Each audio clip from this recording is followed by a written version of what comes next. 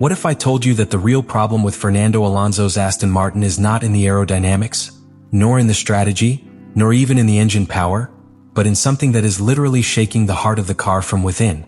It had to be the moment when Aston Martin began to show its real cards.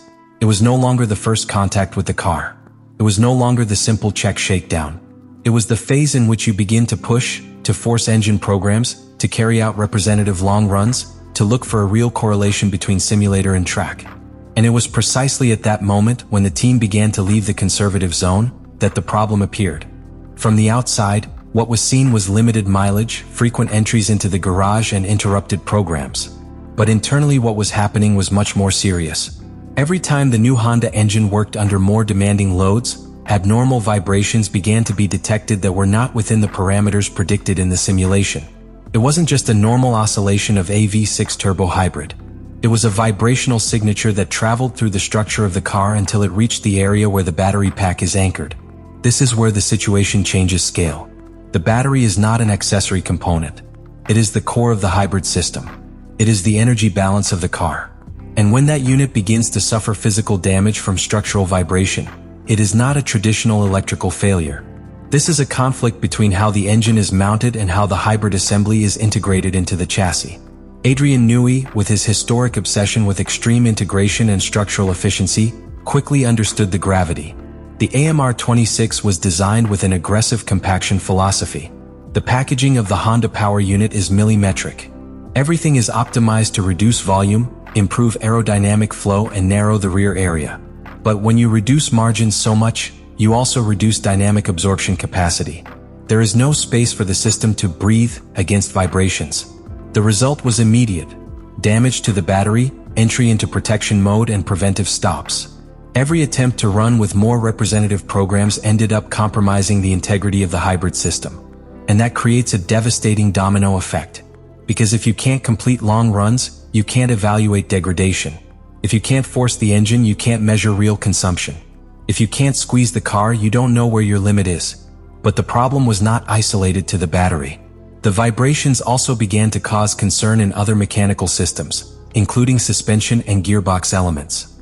This indicates that the vibration is not localized to a single point. It is going through the complete structural assembly. It is a dynamic interaction between engine, chassis, and anchors. And here the feeling of a problem without an immediate solution appears. Because it is not about reinforcing a specific piece. The conflict lives in architecture, in how the Honda engine is coupled to the monocoque, in how the natural frequencies of the V6 coincide with critical structural zones, in how the hybrid package is set within an extremely compact environment. The second week of Bahrain revealed something uncomfortable. The car is not limited by pure pace, but by integrity under load. The potential may exist. There may be a solid base aerodynamically. But as long as the vibrations continue to compromise the energy system, the equipment cannot roll freely. And if you can't roll free, you can't discover your true performance. This is not the kind of problem that can be solved in a weekend. It is the type of problem that forces us to review concepts, structural simulations, and integration philosophy. And when that happens in the middle of the development schedule towards 2026, the room for maneuver is extremely limited. The true impact of what happened in the second week of Bahrain is not measured only in laps lost. It is measured in technical uncertainty. Because when a team cannot complete its planned programs, all subsequent development begins to be built on incomplete data. And in Formula One, developing blindly is almost worse than not developing at all. What Adrian Newey quickly understood is that the vibration problem is not just a mechanical threat, it is an operational limitation.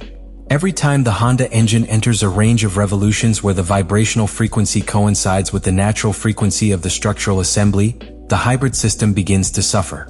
This means that there are areas of the engine map that directly cannot be exploited normally. And if you can't use your entire power map, your performance is artificially reduced. Here the strategic dimension of the problem appears. The AMR26 was designed to be extremely compact.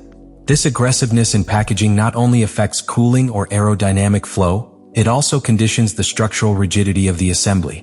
When you reduce space and weight, you reduce material capable of absorbing vibrational energy.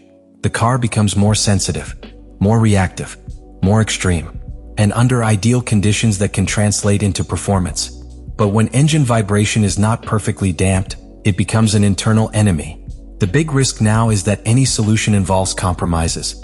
If you reinforce the battery area, you increase weight. If you modify anchors, you change load distribution.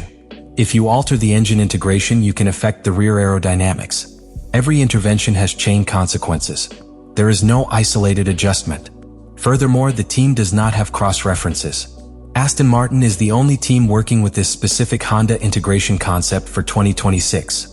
There is no other comparative chassis to validate whether the problem is exclusive to its architecture or inherent to the engine. That turns every decision into a costly experiment. And meanwhile, time is ticking. Because the calendar doesn't stop. Car development needs real track data to evolve. But if long runs cannot be completed, the correlation between simulator and reality becomes blurred. And when the correlation breaks down, development becomes reactive rather than predictive. This is the critical point. The car may have hidden aerodynamic potential, but as long as the integrity of the hybrid system is at risk, the driver cannot push it to the limit. You cannot push in ranking. You cannot juice in a long batch. Everything is conditioned by the need to preserve the battery and avoid damage. That is why we begin to talk about a problem without an immediate solution. Not because it is technically impossible to correct, but because its root is in the architecture of the concept. And modifying architecture in this phase is not an update. It is a restructuring. Bahrain's second week didn't just reveal vibes. It revealed a dynamic incompatibility that can mark the entire season if not corrected with surgical precision. And when the conflict exists between engine, chassis, and hybrid system, we are facing one of the most complex scenarios that a team in the midst of a regulatory transition can face. And this is where everything stops being an isolated technical problem and becomes a real sporting threat. Because what happened in the second week of Bahrain not only limits the immediate performance of the AMR26, but also completely conditions the project in its most critical phase, concept validation. In Formula One, tests are not about looking for headlines. They are to confirm that the architecture you designed for months works under real pressure. And what Aston Martin found was not a simple parameter deviation. It was a dynamic incompatibility that prevents the car from being exploited close to its competitive limit. That is devastating on a strategic level. If you can't roll freely, you can't develop clearly. If you can't push the engine, you can't understand aerodynamic balance under real power load conditions. And if you can't complete long runs, you don't know how the car evolves with low fuel, with degraded tires, with aggressive maps. Everything remains in theory. Adrian Newey knows that the worst-case scenario on a new project is not to be slow. It's not knowing why you're slow. And right now the AMR26 lives in a gray area. It may have hidden potential. There may be a solid base aerodynamically.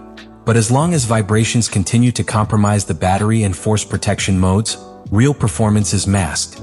The biggest danger is that the team starts building around the problem instead of solving it at the root. If you limit engine maps to avoid vibrations, you sacrifice power.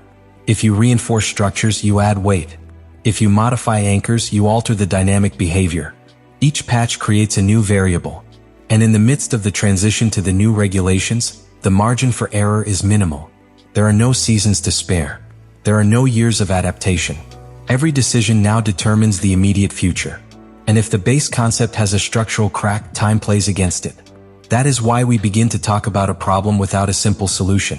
Not because it is impossible to correct it, but because any solution implies deep compromises in the DNA of the car. And when the root of the conflict lives between engine, chassis, and hybrid system, there are no shortcuts. The abnormal vibrations that are damaging the battery are not a superficial symptom. They are the direct consequence of an extremely aggressive concept of compaction and packaging.